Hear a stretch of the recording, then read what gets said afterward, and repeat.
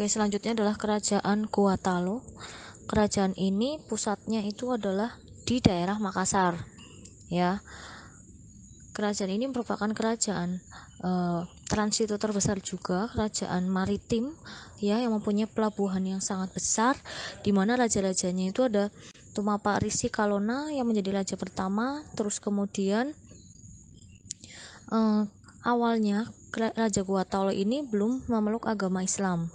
Nah, kemudian untuk raja yang memeluk agama Islam pertama yaitu namanya Mangarangi Daeng Manrabia, gitu ya, yang bergelar Sultan Alauddin. Ini bukan Sultan Alauddin Riayat Syah, ya. Kalau Sultan Alauddin Riayat Syah itu adalah sultan dari kerajaan Aceh. Tapi kalau cuma Sultan Alauddin saja itu berarti raja dari kerajaan Gorontalo, ya.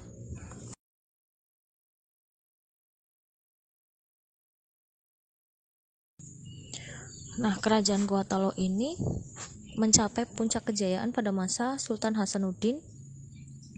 Akan tetapi kalau tadi itu kerajaan Banten diadu domba dengan anaknya, di sini diadu domba dengan kerajaan di sekitarnya, yaitu kerajaan Bone, di mana nanti kerajaan Bone berpihak kepada VOC dan akhirnya dibantu oleh VOC, sehingga membuat Sultan Hasanuddin akhirnya kalah dan menandatangani perjanjian Bongaya, gitu. Ini nanti sering sekali keluar perjanjian Bongaya.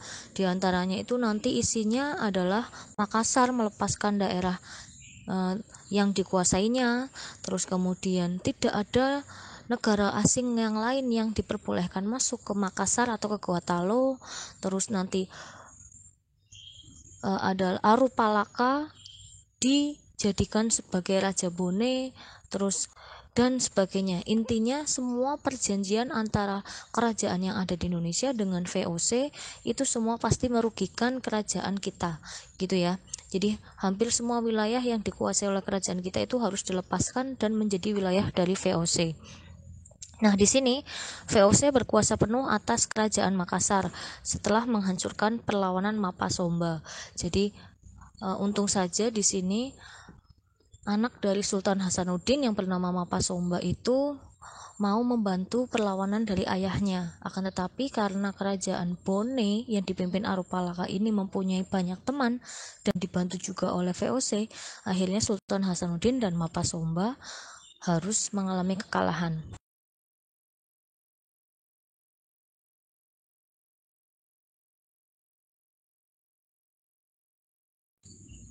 Nah, di sini untuk status sosialnya sama seperti yang di Aceh, ada kaum ulama dan kaum bangsawan, hanya saja di sini tidak ada sebutan khusus, ya.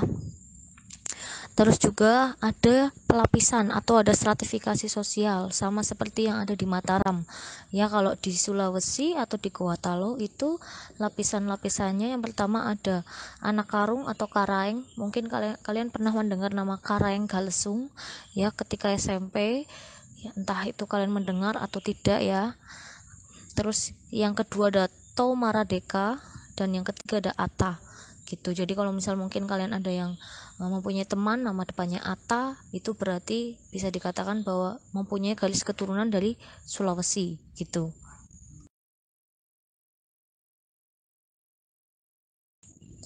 Nah, selanjutnya kita tahu bahwa kerajaan Sulawesi atau kerajaan Gorontalo ini merupakan pusat transit perdagangan terbesar di daerah timur, ya. Makanya Gorontalo ini mempunyai yang namanya hukum perdagangan atau hukum niaga. Ini sering keluar, ada Ade Aloping-Loping Bicarana Pabahiye.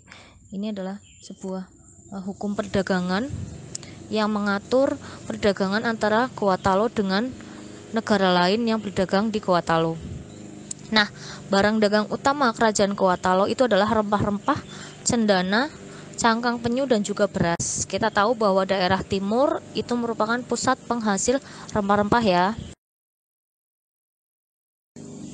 Untuk selanjutnya di sini diplot-plotkan sendiri-sendiri, ya. Untuk kehidupan politik, raja yang terkenal, raja yang termasyur, raja yang mencapai puncak kejayaan itu adalah Sultan Hasanuddin. Terus yang kedua, Sultan Hasanuddin terlibat konfrontasi dengan VOC yang nanti Sultan Hasanuddin dibantu oleh anaknya yaitu Mapasomba, sedangkan VOC dibantu oleh kerajaan lain yang namanya adalah Kerajaan Bone.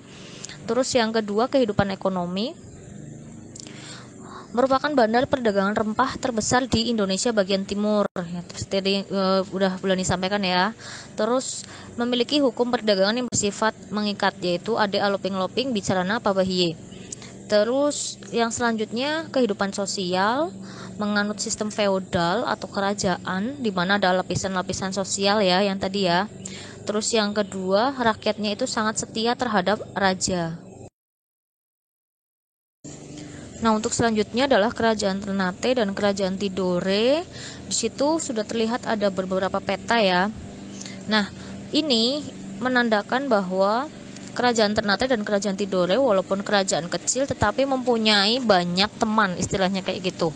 Jadi nanti Kerajaan Ternate mempunyai teman, Kerajaan Tidore juga punya teman ya, dimana teman-teman di antara Kerajaan Ternate dan Tidore ini terbagi jadi dua, yaitu ada Uli 5 dan Uli Siwa gitu. Persekutuan 5 dan Persekutuan 9 gitu ya. Nanti coba kalian cari Uli 5 itu apa sih, Uli Siwa itu apa, yang Ternate yang mana, yang Tidore yang mana. Kenapa mereka tidak berteman ya? Kenapa Ternate sama Tidore sendiri tidak berteman, Bu? Ya karena mereka itu saling bersaing satu sama lain. Ibaratnya kalau kalian sama seperti kayak punya adik gitu ya kan. Antara adik dan kakak biasanya itu tidak sering tidak akurnya karena saling iri ya, saling ingin menguasai satu sama lain.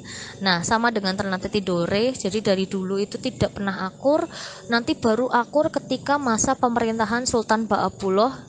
Akhirnya Ternate Tidore itu bisa disatukan gitu ya, tapi sebelumnya tidak bisa disatukan, bahkan ketika kerajaan dari negara lain yaitu kerajaan Spanyol dan kerajaan Portugis datang, mereka berdua itu saling bersaing satu sama lain dengan berperang.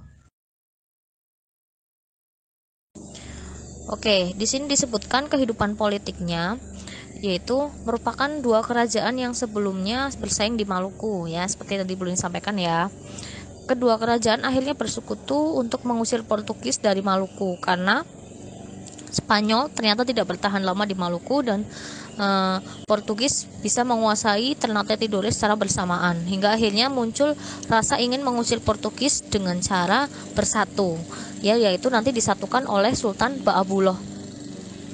Kehidupan ekonominya seperti yang tadi boleh sampaikan, ada Uli Siwa dan Uli 5. Uli Siwa itu persekutuan 9, Uli 5 persekutuan 5 ya, sebagai bentuk persaingan antara Ternate dan Tidore. Terus kemudian cengkeh dan juga pala itu merupakan komoditas terkenal dari Ternate dan Tidore. Untuk kehidupan sosialnya sama ya, karena kita membahas kerajaan Islam berarti menerapkan syariat Islam. Terus kemudian menerapkan toleransi terhadap pemeluk agama selain agama Islam. Karena kita tahu di daerah Maluku pun juga ternyata lebih banyak yang beragama Nasrani daripada agama Islamnya gitu ya. Selanjutnya ini lebih detailnya, untuk kerajaan Ternate letaknya di Pulau Gapi dari Kepulauan Maluku.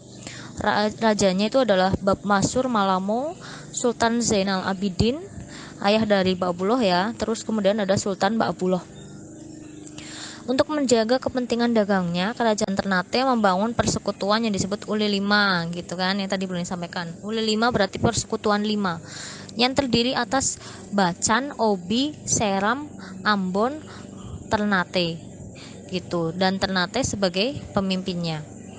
Terus pada tahun 1603 Portugis dan Spanyol kembali masuk ke Maluku untuk memonopoli perdagangan rempah-rempah, dan kemudian Ternate meminta bantuan kepada VOC.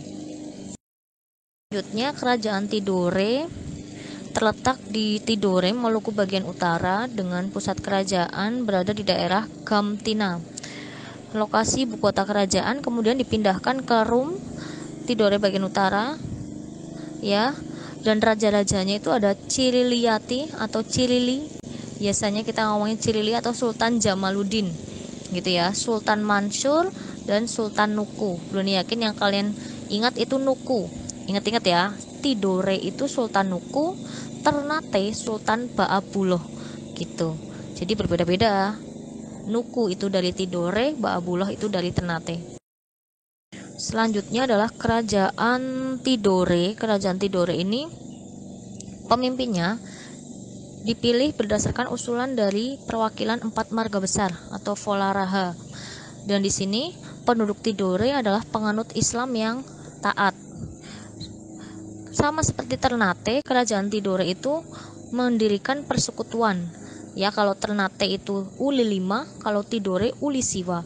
Uli Siwa 9 ya, terdiri dari Makian, Jailolo, Halmahera, Raja Ampat itu Papua ya, Kai dan Papua sendiri, serta Tidore sebagai pemimpinnya. Ini raja kepulauan Raja Ampat itu ada banyak. Nanti totalnya pokoknya ada 9. Terus masyarakat Tidore memiliki bahasa daerah yang disebut dengan bahasa Tidore.